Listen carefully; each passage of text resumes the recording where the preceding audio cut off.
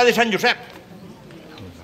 Si al camp n'hi ha un muntó, generalment en molts llocs són els esfodels, que es diuen, una vareta en 6 pètals blancs, en una ratlleta en el centre, es diuen tèpals tècnicament, però una cosa molt boniqueta, molt abundant, en qualsevol bancal de secà veureu aquestes varetes, i en molts llocs, a moltes esglésies, Sant Josep de la Canya, i periòdicament se li posa una vareta de Sant Josep.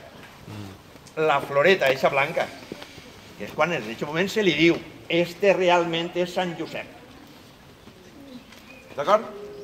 Eixa vareta blanca, que ara no és l'època, encara que ja he vist que estan eixint les primeres fulles, encara que no la flor, probablement perquè la planta està torbada i per aquestes temperatures tan elevades ha fet coses que lo normal és que no estiguen.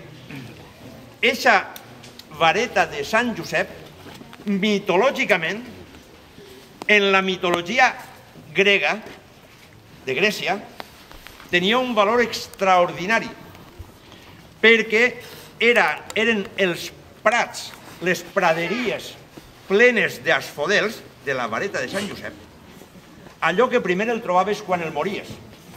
Quan tu el mors, i mentre estan decidint els déus què fan amb tu, si també, anem a dir així, al paradís o a l'Hades, estaran vagant, volant per damunt d'una mena de limb, d'un lloc que no és ni carn ni peix, però que estarà tot ple de varetes de Sant Josep. Pues que bonico, tot el dia volant damunt de les varetes de Sant Josep. Perfecte. Però vull dir, què és?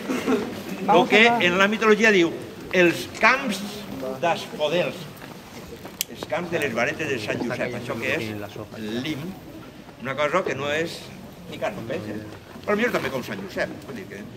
perquè estic jo aquí per fer la foto, però jo per fer la foto. Vinga, posa't ahí, posa't així, la vareta, i ja està, perquè ell és el seu paper. Ell és el seu paper, el transmetre la vareta de Sant Josep a la descendència.